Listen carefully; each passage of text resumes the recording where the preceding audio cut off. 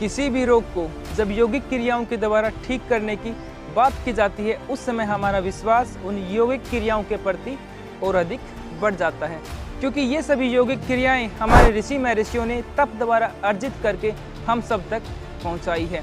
और उन्हीं अनेकों महत्वपूर्ण यौगिक क्रियाओं में से एक क्रिया है त्रिबंध।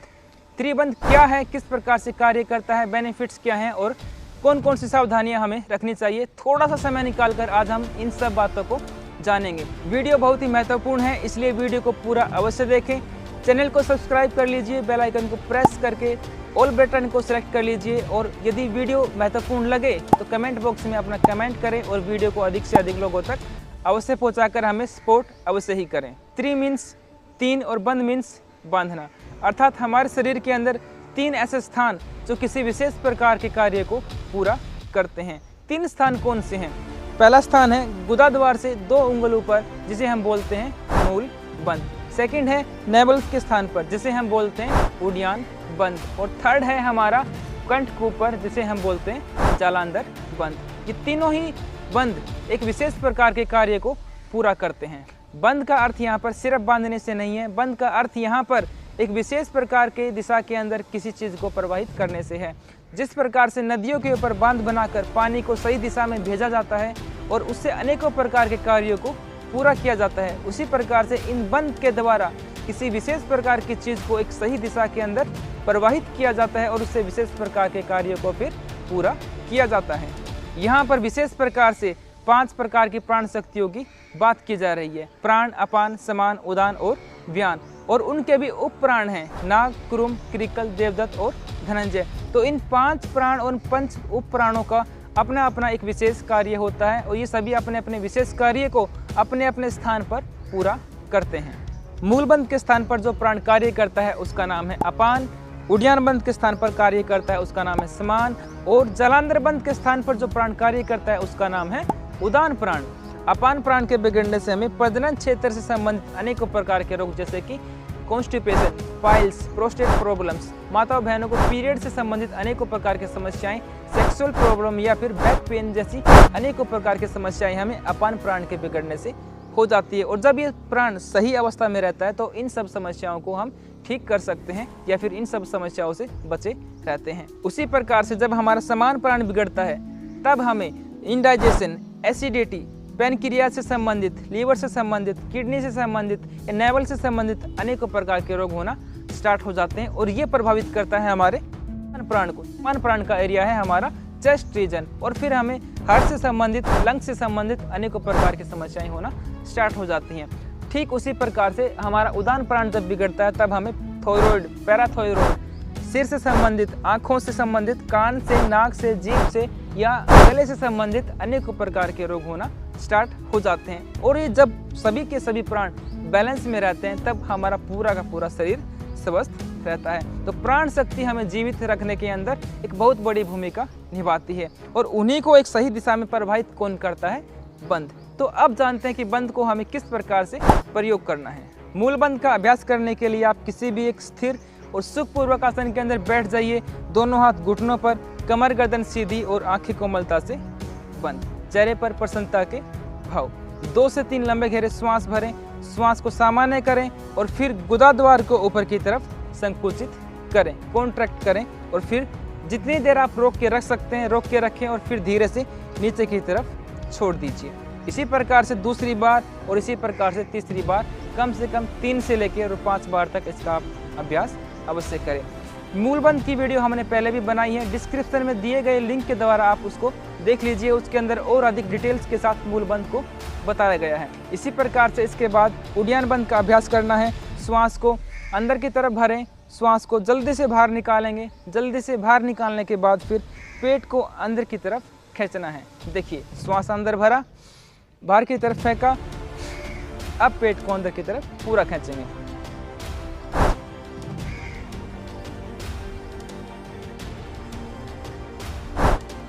इस प्रकार से पेट को अंदर की तरफ खींच के रखें और जैसे ही आपका श्वास टूटने लगे तब पेट को बाहर की तरफ आराम से ढीला छोड़ेंगे और फिर श्वास को आराम से पूरा भरेंगे। तो इस प्रकार से आप 3 से लेकर 5 बार तक उड्यान बंध का अभ्यास करना है।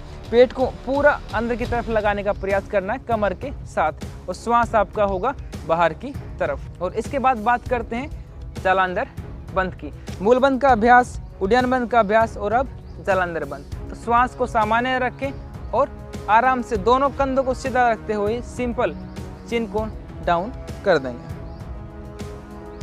सिर्फ इतना ही करना है, इस प्रकार से गर्दन को नहीं झुकाएंगे, हल्का सा चिन को नीचे कर देंगे। तो ये है जलांधर बंद। अब तीनों का क्रम वाइज अभ्यास देखते हैं किस प्रकार से किया जाता है। और जब आप तीनों बंद का अलग अलग अभ्यास 1 से 1.5 महीने तक कर लें, उसके बाद आप तीनों बंद का अभ्यास एक साथ कर सकते हैं। और उसके लिए एक स्थिर सुखपूर्वक आसन में बैठ जाएं, कमर गर्दन सीधी, दोनों हाथ घुटनों पर, आंखें कोमलता से बंद। श्वास को पूरा भरें, बाहर निकालें जल्दी से। बाहर निकालने के बाद गुदा द्वार को ऊपर की तरफ संकुचित करें, पेट को अंदर की तरफ धकेल दीजिए और चिन को चेस्ट के साथ टच करेंगे सामान्य रूप से। यथाशक्ति रोक के रखें। जैसे ही आपका श्वास टूटने लगे तब आराम से सबसे पहले चिन को ऊपर करें, पेट को बाहर की तरफ ढीला छोड़ दीजिए और गुदा द्वार को भी नीचे की तरफ ढीला छोड़ दीजिए। तो इस प्रकार से ये क्रमबद्ध करेंगे कि सबसे पहले तो गुदा द्वार को ऊपर खींचें, पेट को, देन चिन को। और जैसे ही आप वापस आएँ तब सबसे पहले चिन को ऊपर करें, देन पेट को और फिर गुदा द्वार को। डिस्क्रिप्शन में बाह्य प्राणायाम की वीडियो बताई गई है, आप उसको अवश्य देखें और अधिक डिटेल्स के साथ आपको जानकारी वहाँ पर मिल जाएगी।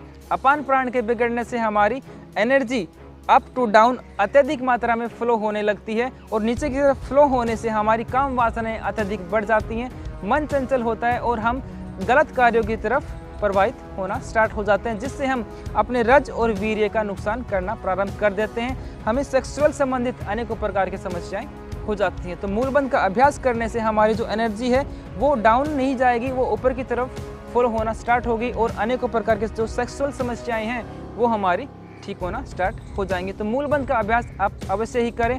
उड्डयन बंद का अभ्यास करने से हमारे पेट के अंदर एक विशेष प्रकार का वैक्यूम क्रिएट होता है। ये वैक्यूम मूल बंद से उठने वाली एनर्जी को एक विशेष फ्लो में ऊपर की तरफ भेजता है, कंट्रोल्ड लेवल के अंदर। और वैक्यूम क्रिएट होने से पूरी बॉडी का जो ब्लड है वो पेट की तरफ बढ़ना स्टार्ट होता है और फिर जितने भी ऑर्गन्स हैं उन सभी को एक प्रॉपर मात्रा में न्यूट्रिशन प्राप्त होता है और सभी प्रकार के जितने भी ऑर्गन्स हैं वो ठीक होना स्टार्ट हो जाते हैं। जैसे ही ऊपर की तरफ बढ़ता है तब हम लगाते हैं जलांधर बंद को।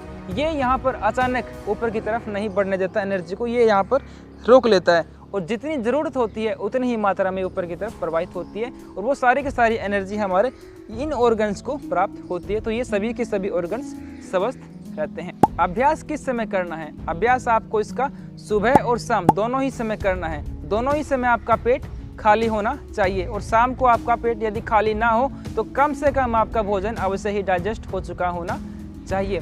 अभ्यास किसको नहीं करना है, कौन कौन सी सावधानियां रखनी है? सबसे पहली बात है कि जिनको कॉन्स्टिपेशन है उनको ये अभ्यास नहीं करना है मूलबंद का। मूलबंद का अभ्यास करने से पहले आप अश्विनी मुद्रा का अभ्यास करें और जैसे ही आपकी कॉन्स्टिपेशन ठीक होने लगे तब आप मूलबंद का अभ्यास करें। जिनको भी न्यू सर्जरी हुई है पेट के अंदर वो अभ्यास ना करें उड्डयन बंद का, या फिर जिनको हाई बीपी ज़्यादा रहता है वो उड्डयन बंद का अभ्यास ना करें। बाकी जलांधर बंद का अभ्यास भी जिनको ज़्यादा हाई बीपी रहते हैं वो बिल्कुल भी ना करें। पहले अनुलोम विलोम करें और अपने हाई बीपी को ठीक करें, फिर आप इसका अभ्यास अवश्य कर सकते हैं। आज के लिए इतना ही।